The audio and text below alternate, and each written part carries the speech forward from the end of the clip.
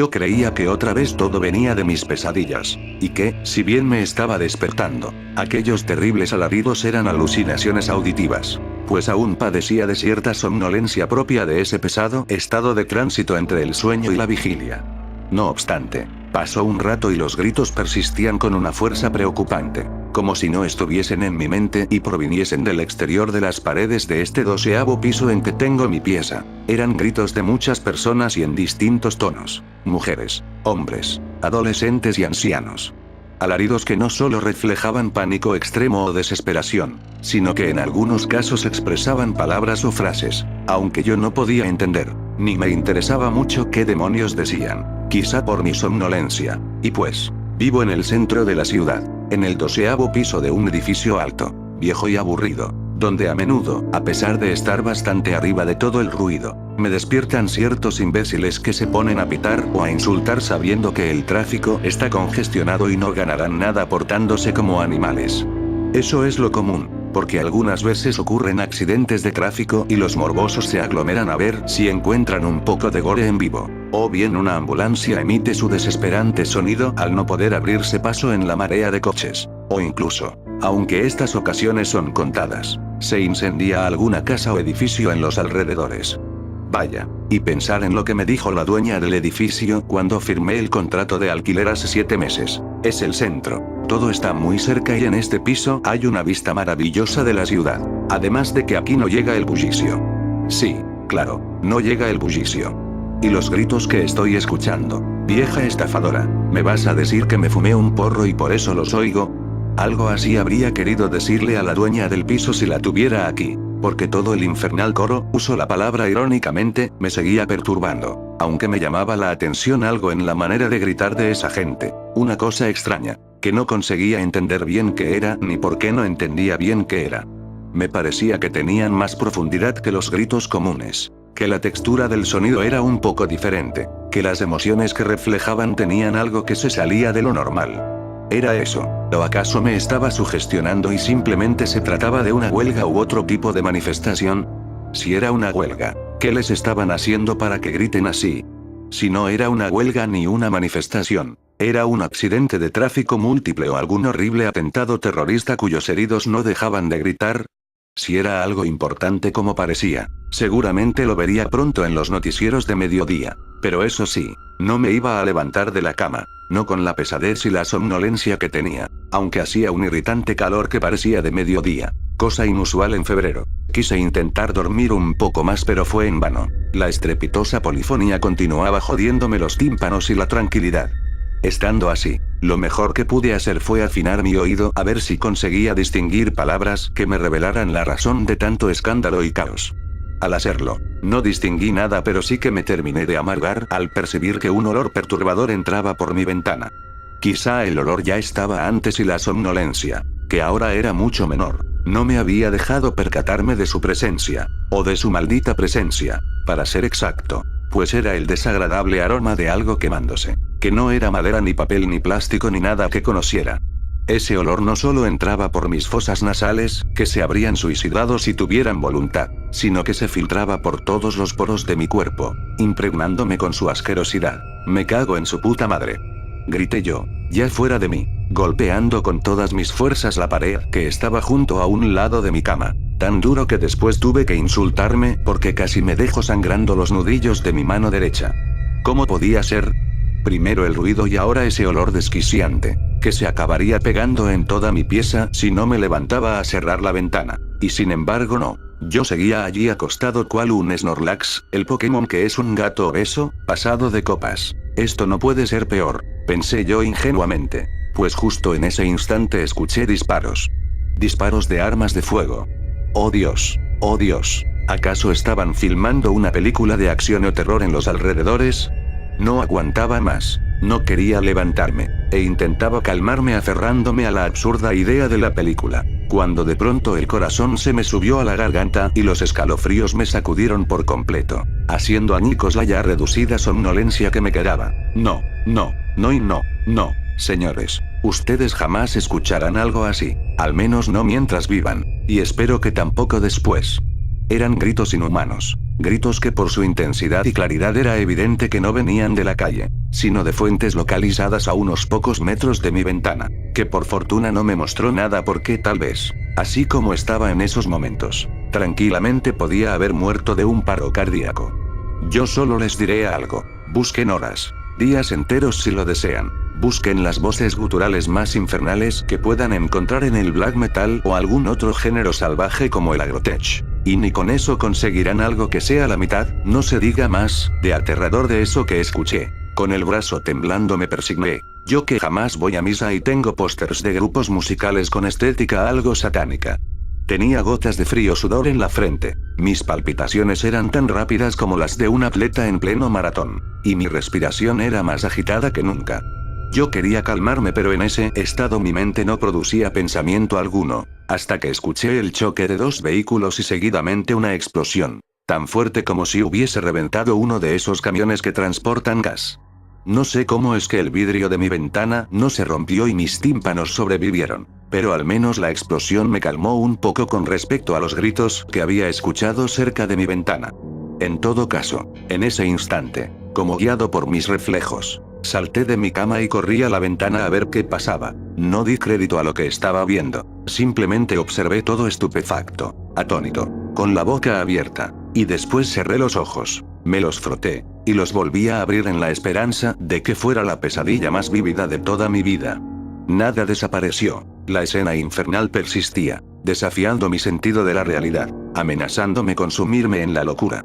Las personas corrían de un lado a otro gritando, intentando escapar de algo que no alcanzaba a ver o descifrar. Había coches empotrados contra las paredes, abandonados por sus ocupantes o chocados con otros coches, y muchos de ellos ardían en llamas. Un camión cisterna ardía en la mitad de la amplia calle principal, abajo y arriba. Yacían incendiadas las plantas de los balcones de mi edificio. Las explosiones continuaban proliferando por doquier, y reventaban coches, tanques de gas dentro de casas, o incluso gasolineras, y en todas las calles, dispersas aleatoriamente, había pequeñas hogueras cuyo combustible era de una naturaleza que no pude revelar hasta que noté que algunas de esas hogueras se movían, o se arrastraban, pues en realidad eran personas calcinadas, tan quemadas que tenían el aspecto lastimero de quienes mueren en el fuego y terminan como pequeñas y huesudas momias negruzcas.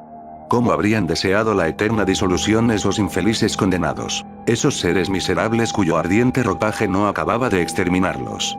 Me alegra saber que ninguno de ustedes podrá imaginarse lo que cuento de una forma igual o más horrorosa de lo que fue aquello que vi y jamás podré olvidar.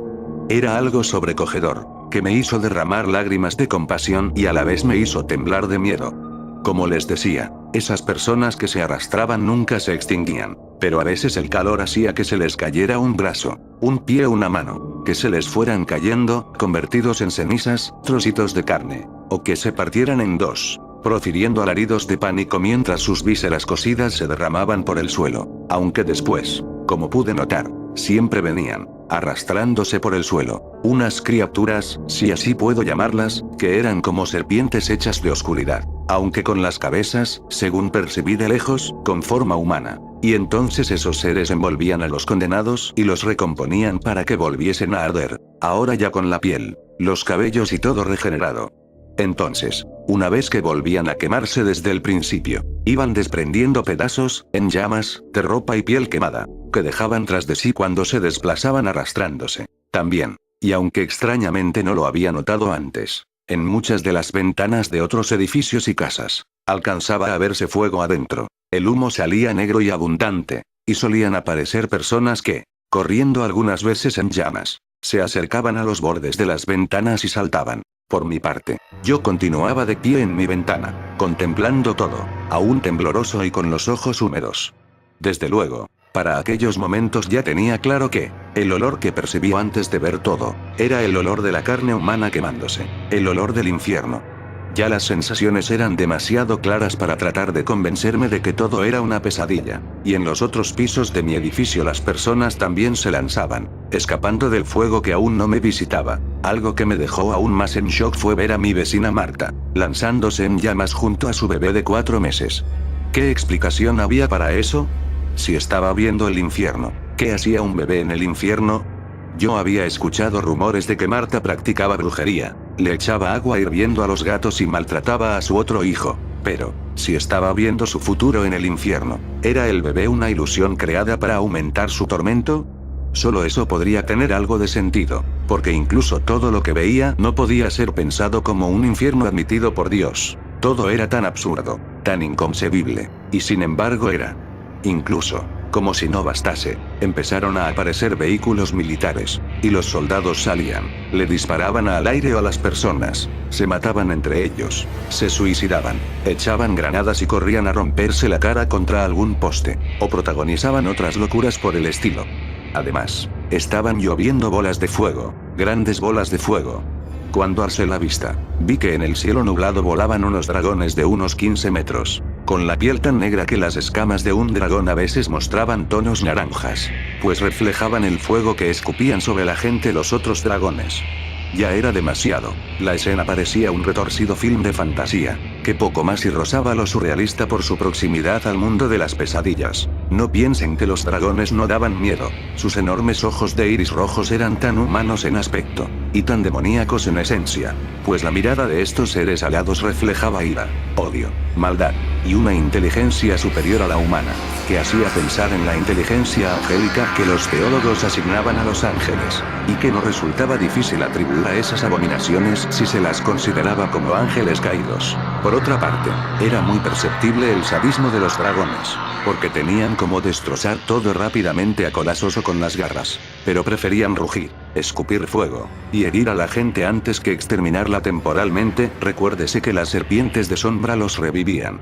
Estaban por todas partes, a miles de metros, y hasta en el horizonte, donde ya solo alcanzaba a verlos como puntos negros que se movían. Hasta donde daba mi visión, los dragones hacían el mismo tipo de cosas en todas partes, en todas las zonas del infierno, o de lo que parecía el infierno, porque quizá estaba teniendo visiones del apocalipsis, puesto que en el cielo aparecieron algunos aviones de guerra, que en vano lanzaron los misiles contra los dragones, pues estos ni siquiera sufrieron herida alguna, y así unos cuantos pilotos, desesperados, se suicidaban, eso creían, estrellando sus casas contra las diabólicas bestias. Si era el infierno, ¿por qué se les daba a los humanos la oportunidad de creer que podían pelear contra los dragones? Si era el apocalipsis, ¿por qué revivían las personas a fin de volver a sufrir? Quizá el apocalipsis, al menos para la mayoría de personas, implicaba vivir no solo el fin del mundo sino algo que, dependiendo del caso de cada persona, era o bien una experiencia anticipada del infierno, en donde nadie muere ni se destruye irreversiblemente porque tiene que seguir sufriendo, en que habitarían por siempre, o bien, y como proceso de expiación, una experiencia del infierno aquí en la tierra, pero de duración limitada pues después gozarían de la presencia divina tras su pase por el purgatorio. Sea lo que fuere, resultaba acertado llamarle el infierno en la tierra a eso que veía, y que en realidad me parecía que debía ser el apocalipsis en la forma descrita, esto es, como el fin del mundo ejecutado a través de una especie de venida del infierno, que no es tanto un lugar sino una situación, a la tierra. Naturalmente he pensado todas estas cosas a la hora de contar lo vivido, porque en esos momentos ni siquiera un matemático tendría tanta cabeza fría como para ponerse a analizar. Por suerte todo acabó en poco tiempo. Fue así. Yo seguía mirando todo cuando, después de que los dragones gritaron con voz humana, uno de ellos, que estaba bastante lejos, se viró en dirección hacia mí y empezó a volar lentamente, acercándose. Quería correr pero ni siquiera podía voltear la cabeza. Era como si una fuerza misteriosa me obligase a estar quieto, esperando lo peor.